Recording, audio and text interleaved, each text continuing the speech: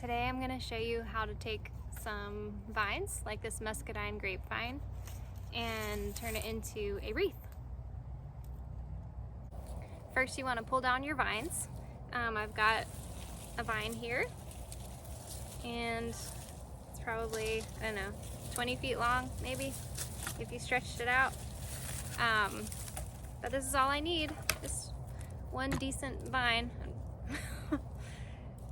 Here's how thick it is. You can go thicker or thinner depending on what you have, but I'm going to start my wreath by finding sort of the center of my vine, or at least right where it starts to kind of branch off, so that I have a decent amount on this side and a decent amount on this side. And then I'm going to start by creating the circle of my wreath with whatever size I want it to be. Try not to take out my phone camera as I do this. Okay, so I'm going to make what I would call maybe a medium to small size wreath with this one. So I'm starting with my circle. This looks like a good size. Now you might have like an oval or something that looks a little squarish. You want a fresh vine so that it actually bends. I actually took this one down last night, so it's still got some bend in it. I'm gonna take the larger side first and start to weave it through my circle so that I'm wrapping one end around my circle. So I go through the middle,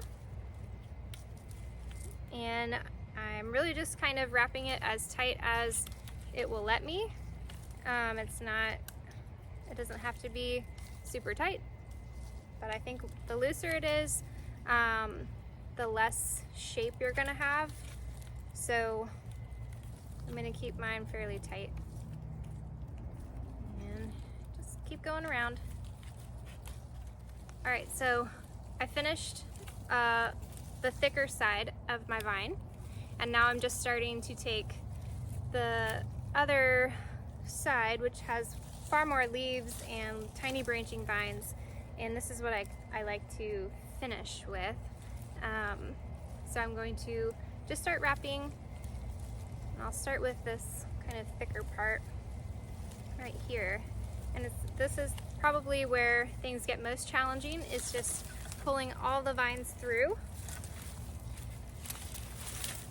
the middle. But each time you do it, it'll get a little bit easier and easier. Try to get all my vines through. Here we go. I'm gonna just keep going. You can also kind of bend and shape things as you go. So if it starts to look a little bit more ovally, just kind of give it a good squeeze. Alright, I'm going to feed it back through.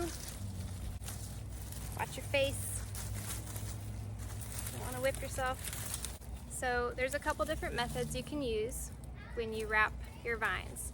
You can grab all of them together and wrap all of them around at the same time. Or, let me get this one through. So I have these branches that are kind of coming off. And again, I could just hold them all together and wrap them around.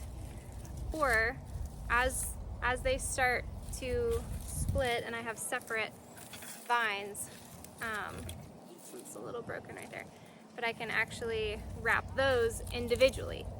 And that's what I did here with this one. Each vine has kind of its own pattern and its own direction that it's going. It's not as uniform as if I were to do it all together. So this one, I'll try to just do it all together to kind of get a different look. You can start your wreath off by kind of running your hand down the vine and getting all of the leaves off of it. Or you can just do it with the leaves on and just kind of pull them off as you go, or you can leave them. You can leave them. Still wrapping. I gotta kind of shape while I wrap so that I maintain the right kind of shape. I'm getting close to the end of this one. If you get to the end of your vine and you think it's too skinny of a wreath, or it's just not quite looking as shapely as you'd like or as full, add another vine. You can add it in. I'll show you how to add one in just a second when I finish pulling this one through. Okay, so I like it. It's good. It still has leaves, but I think I'm gonna go ahead and add another vine to it, maybe like a medium size vine, so that it's a little bit more full than what it currently is. All right, I found another vine. It's fairly small, but I'm gonna add him to my wreath. And I'm going to find kind of that middle section. This one doesn't have nearly as many branches.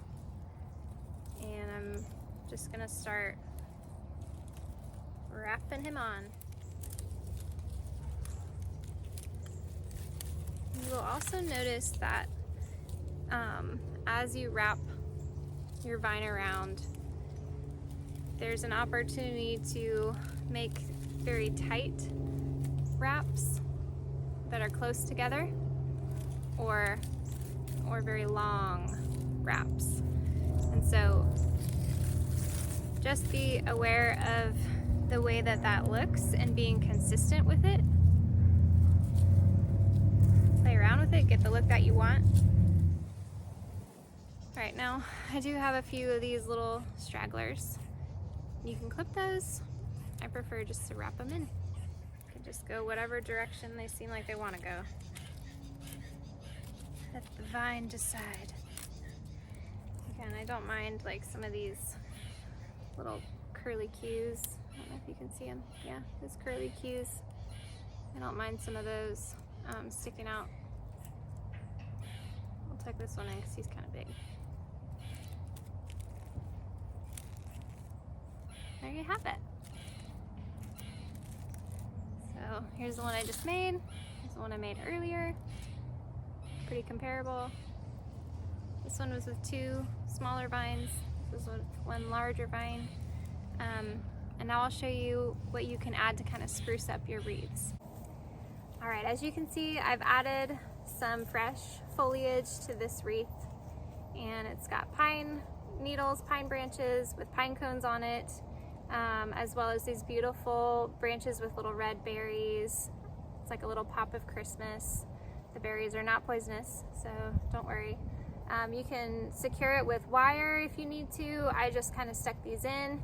I like to do just one portion of the wreath because then people get to admire your lovely handiwork on the other side and still see those beautiful vines. But this will dry really nicely. This particular foliage will last a really long time through the whole season. So I love doing that, and then I can change it up for the next season. I've also got this wreath over here that I've added just some dainty flowers to.